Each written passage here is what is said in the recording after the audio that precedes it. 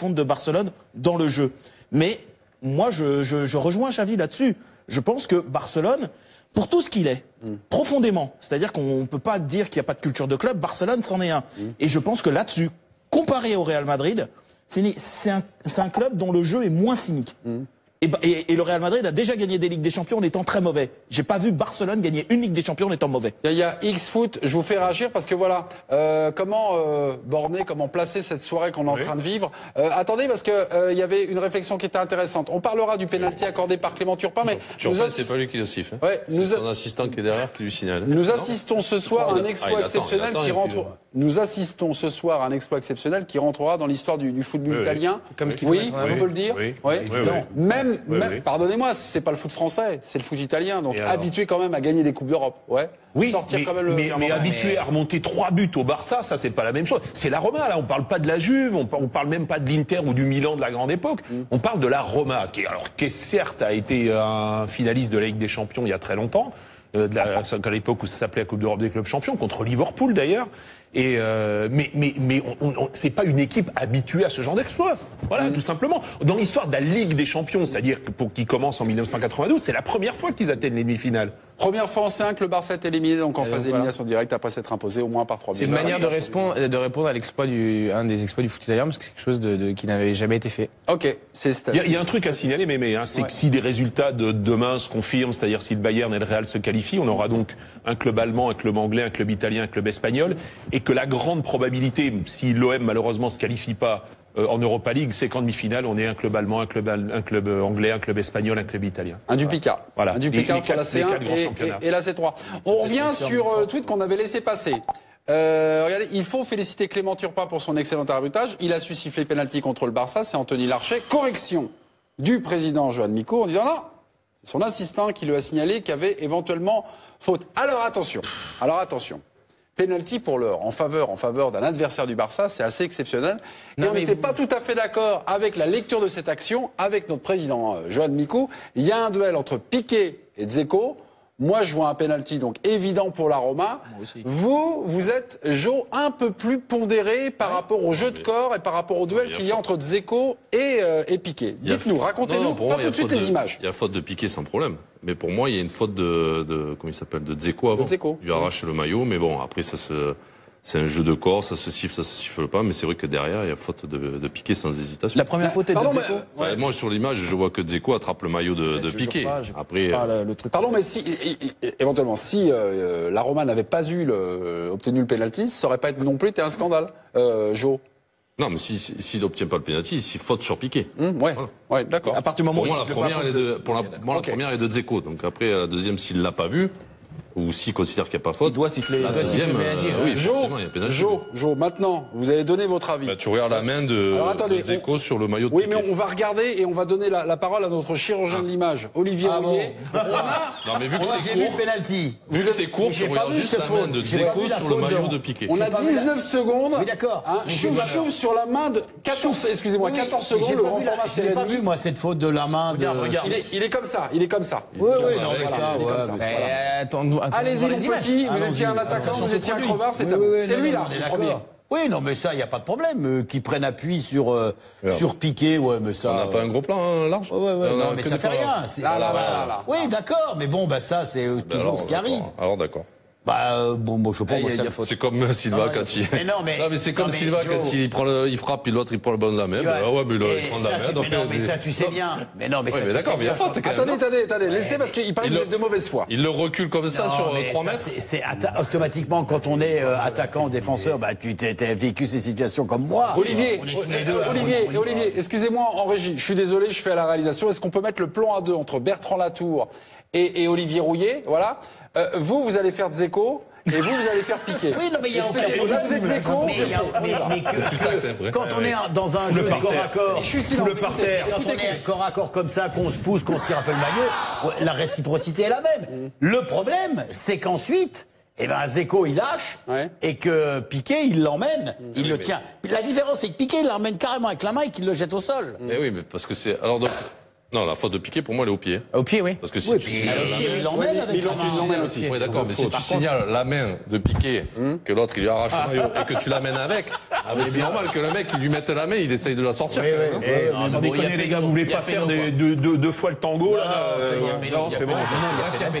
Bref, Penalty, bah oui. Voilà. Ok, mes petits. Bon. On va passer. Et donc, il n'y a pas de complot sur le Barça, les gros fantasmes que certains véhiculent, parce que là, c'est à qui ça profite? À la Roma, je crois pas que la Roma, ce soit un des ténors du foot européen. Non, et le jour où on nous a expliqué beaucoup. Que l'arbitre a décidé ça et puis. Non mais d'accord. Non mais sauf qu'il y avait une petite musique ces derniers temps qui consistait à dire que chaque fois qu'il y avait un match du Barça, il y avait soit un péno pour eux, soit on refusait de leur siffler des pénaltys parce que les arbitres avaient des pressions monumentales, que c'était arrivé soi-disant au PSG, à Chelsea, etc. La preuve, là, ils se font sortir par la Roma. Il y a un pénalty à siffler, il a été sifflé, et il n'y a pas de souci, voilà. Ouais, mais ça, c'est. Il faut dire pour tous les attaquants, tous les attaquants, n'hésitez pas à arracher les maillots des défenseurs parce que normalement ça se siffle pas. Non, et surtout que si après, il n'y a pas de mauvaise foi du tout. Mais quoi, tu me dis il n'y a pas faute. Donc tu me dis que si après par contre il vous touche les pieds, tombez. Non, allez, très bien. D'accord. C'est pas ce qui s'est passé. Non, t'es pas bon. Il s'est pas passé ça. Non, t'es pas bon. Arrête. Ok, mes amis. On les a perdus. Et adios. Valverde, Ernesto Valverde. Vous allez vite, hein. Peut-il survivre à cette élimination? Est-ce qu'on peut poser la question? On va vite. C'est quand même, c'est juste la 3e année consécutive qu'ils se font sortir en quart de finale. Pour autant, Luis Enrique n'a pas été viré en 2016. Il a fallu que, 2017, il est parti. Ça fait 3 ans de suite. Je pense que les dirigeants catalans, ils devraient se poser la question de savoir pourquoi ça fait 3 années de suite qu'ils se font sortir en quart de finale.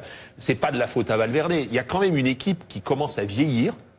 Messi va avoir 31 ans, Iniesta doit être à 34. Busquets c'est plus très jeune non plus. Je pense qu'il ferait bien de faire un petit au niveau des cadres là. Je sais plus quel âge a Piqué, mais il doit plus être tout jeune non plus. On peut aussi dire il y a Semedo, il y a Umtiti, ils ont pris Dembélé, qui joue pas, Coutinho. Oui. Non mais ce que je veux dire, c'est que si tu vires Valverde, tu mets qui l'année prochaine à la place de Valverde? Emery, d'accord. Non, je sais pas. Non, mais oui. On a le droit. C'est pas vieux, 31 ans. 31 ans, c'est pas vieux quand même.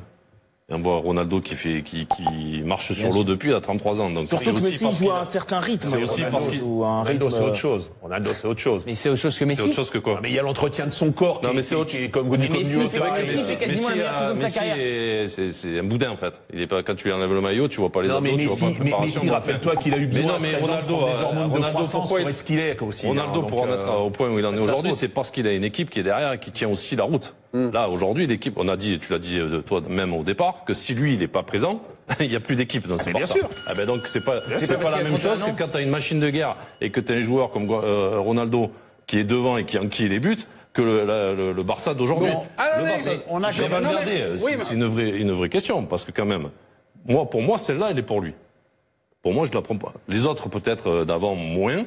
Mais là, quand même, quand tu vois que ton équipe prend l'eau comme ça et que tu ne réagis pas, ou à la 80 ou je sais pas combien. J'ai le coaching de Valverde. Qui sort 81e minute, c'est Andrés Gomez qui rentre à la place d'Iniesta.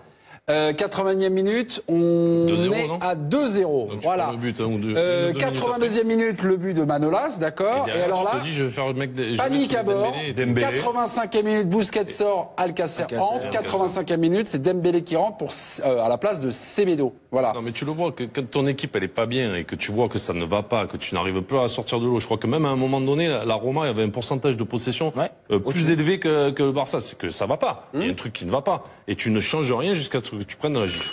Donc on a commencé, excusez-moi parce que je fais juste un court résumé en disant non, Valverde, vous m'avez dit Thierry, et la première réponse, c'est un peu hâtif, ça fait depuis la 3e année consécutive qu'ils sont sortis en quart de finale, il y a peut-être un vieillissement des câbles, on a commencé à avoir un échange.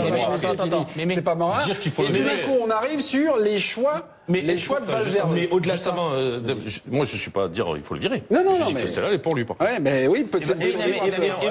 Est-ce qu'on a le droit de dire que, par exemple, peut-il survivre à cette élimination qu'on ne le souhaite pas? Moi, je ne souhaite pas. Je lui souhaite pas de mal à ce monsieur. On parle de l'avenir de coach du Barça. Moi, ce que je dis, c'est que tout à l'heure, on parlait un petit peu de ce qu'incarne Guardiola. On était tous d'accord là-dessus. C'est la même question. C'est la même question pour Guardiola. Sur Guardiola, qu'est-ce qu'il incarne et au-delà des résultats, qu'est-ce qu'il apporte au football? Moi, je considère que pour le coup, Valverde à Barcelone, donc je labellise, je circonscris le truc, mais Valverde à Barcelone, au-delà des résultats, qu'est-ce qu'il a apporté au football? Moi, je considère que cette année, et c'est la première année, peut-être que ça m'arrive, je m'ennuie ferme devant les matchs de Barcelone. C'est-à-dire que le Barcelone de l'aller, le Barcelone-Roma de l'aller, je l'ai regardé, au bout d'1 heure de jeu, j'avais envie d'éteindre. Ouais. Ce que je veux dire... Il était tard. Peut-être, mais si on m'affole, je tiens le coup, moi. Ce que je veux dire... Voilà, je te trouvais un peu lent. Non, ce que je veux dire, c'est que de la même façon que Xavi a dit, et je trouve ça très pertinent, que Barcelone n'a pas le droit, en quelque sorte, de mal jouer, parce que c'est par ça qu'il survit, et ben je trouve que cette année, c'est bien fait. Dans ce cas, il fallait pas le choisir. C'est ce que je veux dire. Parce que moi, j'ai choisi, on y va. Non, mais ce que je veux dire par là, c'est que on peut pas limiter la saison du Barça à ce match où il passe totalement à travers, dans la mesure où c'est tellement, en fait, le 8e, c'est pareil. C'est tellement gonflé que ça reflète pas ce soir le niveau du Barça. Mais je suis d'accord avec toi. Mais moi, je n'aime pas le jeu qu'a produit le Barça tout au long de la saison. Je partage tout ce que tu dis de A à Z. Je me suis beaucoup ennuyé à voir le Barça. Je trouvais que ça tenait beaucoup sur Messi. Donc Valverde dehors. Ceci étant dit, ils vont être champions d'Espagne et c'est pas le cas toutes les années. C'est compliqué de l'être. Le Real est très très loin. Ils avaient un bilan en Ligue des Champions qui était excellent de la mesure où ils ne prenaient pas de but. Ils étaient en quart de finale et jusqu'au match aller, c'était sur un boulevard pour arriver quand même en demi-finale. Donc Valverde, ils l'ont choisi en connaissance de cause. Ils savaient bien que c'était pas Guardiola, que ça allait pas être un jeu mirifique qui allait être produit par leur équipe. Donc c'est dans la mesure où tu l'as choisi pour ces raisons-là, faut pas l'enlever après la première année qui sera une saison mitigée et bonne. Olivier, trop neutre sur ce débat de Valverde. Qu'est-ce qu'on fait avec Valverde? Merci. Moi, j'ai pas d'avis parce que moi, comme je suis un peu d'accord avec tout le monde sur le fait qu'on s'ennuie avec le Barça. C'est tout. Moi, ce qui me gêne le plus, ce qui me gêne, la grosse différence qui me gêne, par exemple, entre le Real et le Barça, c'est que j'ai le sentiment quand même de voir que le Real, est une équipe de caractère. Qui a des hommes qui sont capables de réagir. Là, dans ce qu'on a vu ce soir, vous l'avez dit, mais non, il y en a pas. Oui, je trouve pas. Il y a des personnalités dans cette équipe. Vous avez des personnalités techniques, mais on n'a pas de personnalité de caractère. Moi, je ne pouvez pas dire que Busquets, Messi en caractère, mais non. Non, mais Busquets avec tant d'années de plus, Iniesta avec tant d'années de plus, Messi avec tant d'années de plus. Mais Messi, Thierry, un truc, après le constat, le procès de Messi. Messi, il fait la Je te dis qu'il joue blessé. Je te dis qu'il joue blessé. Tu dis qu'il a 31 ans, il fait la meilleure saison de sa carrière. À la trêve internationale, il n'a pas joué les 2 matchs contre l'Argentine. À ton avis, pourquoi? Et alors? Ah bah tu joues blessé, toi, pour toi c'est pas un problème. Ça explique pas sa performance de ce soir. Tu peux avoir une lecture différente de se dire il a été mis au repos pour pouvoir être frais dans ces matchs-là. Moi je vois Messi. Non, c'est pas le cas. Le week-end dernier il marque un triplé, il a 31 ans, on me dit Messi il a 31 ans, il est moins bon qu'avant. Il est exceptionnel. Vous voulez pas qu'on aille faire un tour depuis qu'on vous laisse tout seul là et puis qu'on s'en aille? Non, il y a Olivier Rouillet qui vient de se réveiller. Attention, c'est parti. Le constat qu'on peut faire pour Valverde, qui est terrible pour lui, c'est que il me semble-t-il que quand on devient entraîneur d'une équipe, même celle du Barça, il raisonne plus à la Barça, il y a une histoire. Et je trouve que lui, il a contre-temps de l'histoire du Barça au niveau du jeu. Et ça coûte cher. Eh bien, moi, je vais vous dire, celui-là, dehors. Ah, voilà. Je suis d'accord avec toi. Il fallait pas l'énerver. Il est en l'encontre de l'histoire du Barça. Et vous le dites tous. On s'ennuie, et on va passer à autre chose, et puis voilà. Dans ces clubs-là, habitués à la gagne, avec des standards extrêmement hauts, toute défaite comme ça qui peut paraître contre le cours des événements, contre le cours d'une saison, est-ce que c'est mortel pour un entraîneur? Non mais en fait ce qui est extraordinaire avec vous, c'est que chaque fois qu'il y a un grand club qui perd, il faut virer l'entraîneur. Mais le Barça il gagne pas la Ligue des Champions tous les ans. Le Real ils l'ont gagné 2 fois de suite, mais il y a eu des moments où c'était dur. Le Paris Saint-Germain ils pourront pas la gagner tous les ans si un jour ils y arrivent. Le Manchester City il faut une saison incroyable, c'est génial. Il passe à travers, tu fais quoi? Tu viens Guardiola ce soir? Non, justement. Non, sur Guardiola, on peut critiquer Guardiola, mais c'est un peu embêtant dans ses arguments. Ce qui est on fait un constat. Regarde bien Bertrand. Mais le constat, il est clair. Ça veut dire que là, tout d'un coup. Alors certes, le Barça va être champion parce que le Real a eu un début de saison totalement catastrophique. Donc le Barça va être champion. C'est vrai qu'on s'ennuie, mais là, tu te fais éliminer en quart de finale, pardon. Tu prends 3-0. Oui. Mais Olivier, non mais laisse-moi terminer. J'ai compris. Vas-y. Mais tu n'as rien démontré, tu n'as rien montré. c'est quand même grave. Et qu'est-ce qu'on dit pour Guardiola donc parce que c'est la même chose. Guardiola, tu t'es régalé toute la saison, on t'arrive en quart, tu te fais éliminer. Donc là, qu'est-ce que tu fais? Il y a une différence. D'accord, tu viens de le dire. Très bien. Très bien. Tu t'es régalé avec Guardiola. Chose que tu ne fais absolument pas avec Valverde. C'est quand même important. Surtout dans ce club-là, la question se pose par rapport à ça. C'est au-delà de l'élimination. Si, c'est une vraie claque. Mais c'est comme ça se passe depuis le début de l'année. C'est pas un grand Barça, c'est pas flamboyant. On l'a répété plusieurs fois ici. Il y a moins de monde au stade, il le disait. Mais c'est ça. Tu marques moins de buts, etc. Mais c'est champion d'Espagne. Oui, mais bon, c'est champion d'Espagne. C'est champion d'Espagne. Comme l'a dit Olivier aussi, les deux. Mais je suis d'accord. De Madrid ont mal démarré, donc ils ont permis. C'est vrai. Ils font un championnat extraordinaire. Ok. Mais tu vois, quand Guardiola s'est fait éliminer en demi avec le jeu qui prônait avec le Barça, même s'il se fait sortir en demi, tu remets pas tout en question. Là, je pense qu'ils vont se poser la question. Ça, parce qu'il est dans le vrai, en fait. C'est ça. C'était quand ils sont sortis en 2010 en demi-finale ou en 2012 en demi-finale toujours. Le résultat, il est contraire. Mais la trajectoire globale, ils sont dans le vrai, ils sont dans quelque chose qui ressemble à l'âme, qui ressemble à ce qu'est le football. Là, pas du tout. Ça ne tient que sur les résultats. En même temps, je suis d'accord avec ce que vous venez de dire. Il le fait pas. Dave, la question qui se pose maintenant, si tu vires Valverde, moi je veux bien. Mais vous mettez qui? Vous mettez qui? Ah bah oui, Xavi. Il doit y avoir du monde. Laurent Blanc nous propose Laurent Blanc sur le marché. Lolo White. D'ailleurs, on a un petit écho à vous faire. Ce soir sur OLTV, Jean-Michel Aulas a parlé de l'éventuelle succession de Bruno Genesio. Laurent Blanc. Jean-Michel a dit bon, Bruno Genesio, on n'a pas forcément encore pris la décision, mais a lâché l'idée. Peut-être qu'il ne lui déplairait pas d'avoir Laurent Blanc donc sur le banc de l'Olympique Lyonnais. Ça fait plus d'un an qu'il y pense. Je connais Laurent Blanc, je l'apprécie, je le cite, et en plus j'aime bien son agent, Jean-Pierre Bernès. Ça fait un an qu'il y pense. Valverde s'apprête quand même à faire un championnat invaincu. C'est Karim, c'est vrai, oui. C'est totalement rien que je viens de dire. Il y a un moment, on peut pas faire le procès de Valverde. Alors si on fait le procès de Valverde, qui va être champion d'Espagne et qui est éliminé en quart de finale de la Ligue des Champions. On va à ce moment-là aussi faire le procès de Guardiola, qui va être champion d'Angleterre et éliminé. Parce que dans un cas, tu vas arriver. Je suis désolé. Mais la théorie du jeu, je veux bien. On fait pas la même chose avec Emery. C'est pareil avec Emery. Mais tu as raison. Exactement la même chose avec Emery. Emery qui va faire le triplé. Vous voulez virer tout le monde. Qui va. À chaque fois, vous voulez virer tout le monde. À part le Bayern, et peut-être on va attendre le match de demain. À part le Bayern, tous les champions nationaux n'iront pas plus loin que les quarts de finale de la Ligue des Champions. Mais on fait pas le procès. On explique aussi par rapport au contenu qu'il y a un truc qui va pas avec le club. Mais on est d'accord. Ok. J'ai peut-être un point de liaison entre ce qu'on se dit ensemble. On a dit que Valverde avait constitué une équipe, un Barça plus équilibré. D'accord? Moins flamboyant, moins joueur et tout ça. On est tous d'accord. S'il a fait ce constat-là, s'il a fait cette correction-là par rapport au Barça, et là, c'est peut-être là où on peut rejoindre Thierry, c'est que finalement, il a voulu préserver ses cadres, les Busquets, les Iniesta, qui ont peut-être un peu moins de rendement. Donc finalement, il a fait une synthèse en ne tranchant pas forcément avec les cadres du vestiaire, mais en aménageant peut-être une équipe autour de ces cadres vieillissants. D'où finalement un Barça équilibré. Non, mais arrêtez de dire que c'est vieillissant cette équipe. 30 ans, c'est vieillissant de quoi? Iniesta, il est un peu plus. J'accepte Iniesta. Iniesta. Mais t'as pas Messi. Pas Messi. Iniesta, je l'ai trouvé royal en sélection. J'ai trouvé royal, Iniesta en sélection. Oui, dans une équipe dominante contre la France. Ils ont le droit d'essayer de reproduire la même chose. Ils ont acheté Coutinho. Il sert à quoi Coutinho? Non, mais il faut pas parler des champions. Mais je parle en championnat. En championnat, tu t'ennuies même avec Coutinho. Le Real Madrid est vieillissant, alors. Parce que t'as beaucoup plus. Ronaldo, il a 33 ans. Ramos, il a quel âge? Modric, je pense qu'il est au-dessus de 30.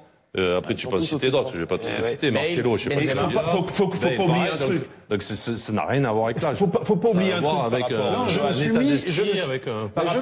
Excusez-moi, je me suis mis dans la peau de Valverde en disant je peux pas virer Iniesta, je peux pas virer. Mais on lui a quand même ôté au dernier moment Neymar, Valverde. Ça, je suis désolé. Ça change un peu. Ah ben ça change un peu. Ça change un peu au dernier moment, pas au mois de juillet avant qu'il arrive. On lui ôte Neymar à la fin du mois d'août. Et ben derrière, qu'est-ce qu'il fait? Il va faire avec Paulinho, il va faire avec Dembélé, qui se blesse tout de suite. Pendant plusieurs mois. C'est vrai qu'il a réadapté son système en 4-4-2 par rapport à ce qui est arrivé cet été. Exactement. Voilà. Juste un petit détour du côté des Pyrénées avec la une sur le site de Marca, donc quotidien espagnol mais quotidien de Madrid. La caïda de l'Imperio, donc la chute de l'Empire du Barça. Voilà. On aime un peu railler évidemment C'est un quotidien madrilène, vous l'avez dit. Messi contre le Ballon d'Or. Bah oui, c'est un feuilleton qu'on reprend ce soir. La question est de savoir si le Barça donc est éliminé. Est-ce que c'est donc un peu trop tôt ou trop tôt pour dire que Messi ne gagnera pas le Ballon d'Or France Football cette année? Oui, c'est trop tôt. Je vais vous répondre clairement. Si Messi est champion du monde avec l'Argentine, il sera Ballon d'Or, point. Voilà, j'irai pas plus loin. Ouais, d'accord. C'est exactement ça, la Coupe du Monde. Il perd des points quand même. Il perd des points. Oui, dans la course, mais sachant que c'est comme un tournoi du Grand Chelem, la Coupe du Monde. C'est-à-dire quand tu le gagnes, tu prends 3000 points d'un coup. Enfin. Sur les chances de l'Argentine de gagner la Coupe du Monde maintenant. Limité. Donc c'est ce qui fait la difficulté de la tâche pour Lionel Messi. Après, tout dépend aussi tout dépend qui gagnera la Ligue des Champions, qui gagnera la Coupe du Monde aussi. C'est un paramètre. Il y a différents paramètres, mais la saison de Messi, elle est juste absolument monstrueuse. Il y avait les statistiques tout à l'heure qui se sont affichées. Il a marqué 47 buts, je crois. Il est largement devant tout le monde. Il a, au-delà des stats, une influence mais considérable dans le jeu, peut-être comme il ne l'a jamais eu non plus. Juste une précision importante. Le Ballon d'Or, c'est l'élection, elle est du mois de janvier au mois de janvier. Elle est sur une année calendaire et pas sur une saison. Cristiano Ronaldo, depuis le mois de janvier, regarde les statistiques, c'est absolument monstrueux. C'est au-dessus de tout le monde. C'est au-dessus de Messi, c'est au-dessus de tout le monde. Mais largement. Donc, au mois de janvier, c'est de janvier à novembre. C'est important. Je suis désolé, vous faites partie de la rédaction de France Football, Dave et Thierry. Là, c'est vraiment sur les statistiques où il y a, depuis que le Ballon d'Or est revenu dans sa maison mère, il y a aussi le palmarès qui rentre en compte. Ou non, alors c'est ça a toujours été. Non, mais ça, on est d'accord, mais on parle des temps de passage. Il y a le nombre de buts de Ronaldo, qui est faramineux, on l'a dit. Il y a les buts de Ronaldo. C'est-à-dire que là, c'est des buts en Ligue des Champions. Et quel but le ciseau, là, il est rentré, ça va être quand même un des moments forts de la saison, mine de rien. Donc voilà, si on doit évaluer les temps de passage, là, pour l'instant, Ronaldo, il est loin devant. Mais, effectivement, il y a la Coupe du Monde. La Coupe du Monde, ça peut même réhabiliter Neymar.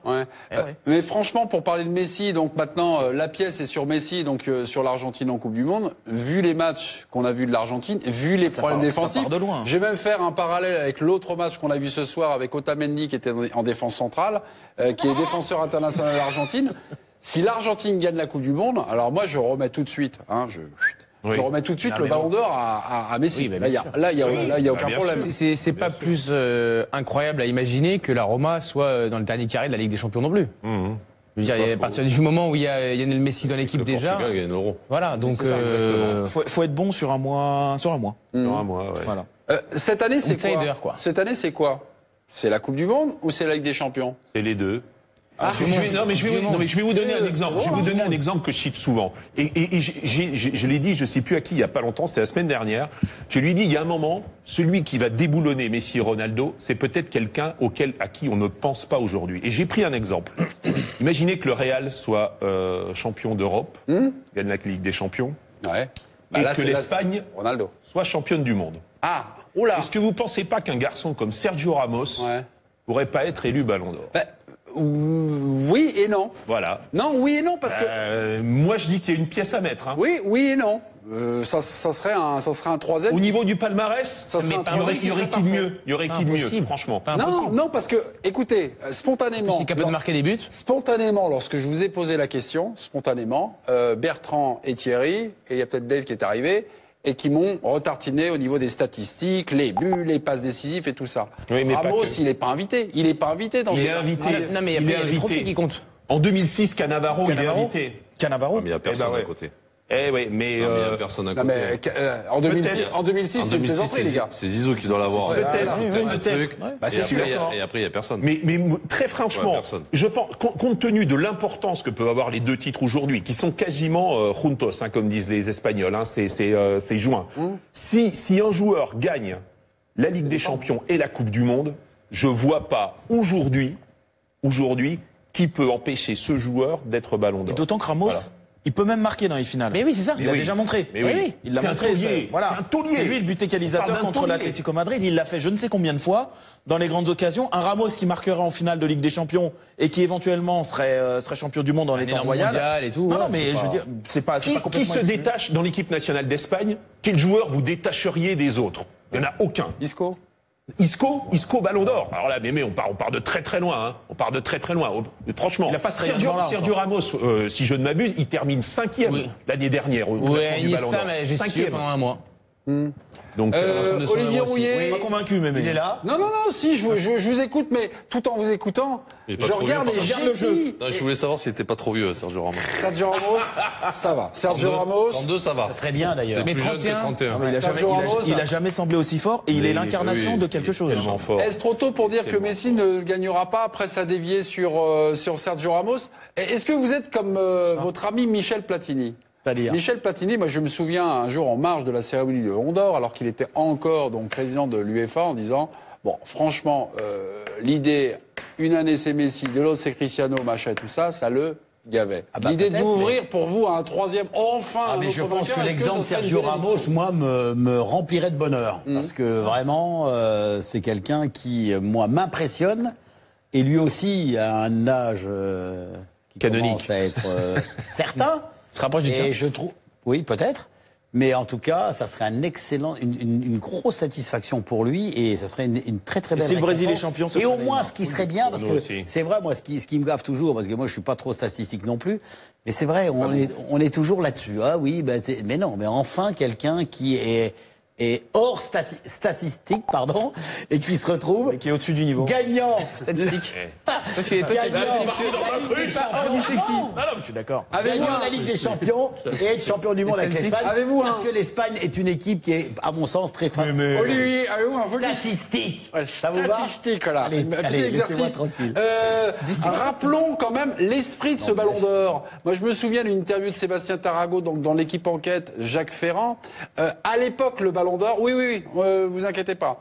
À l'époque, le Ballon d'Or, la cérémonie du Ballon d'Or, c'était pas du tout pour récompenser le numéro 1 mondial, le meilleur joueur du monde. C'était pour, finalement, distinguer un joueur qui avait fait quelque chose, voilà, d'extraordinaire dans l'année. Est-ce que depuis 1956 et cette année, depuis ce Ballon d'Or a été un peu dévoyé de son origine. Voilà. C'était simplement pour distinguer, pas pour dire que t'es le numéro 1 mondial et tout ça. Ce qui est d'ailleurs un peu bizarre dans un sport co.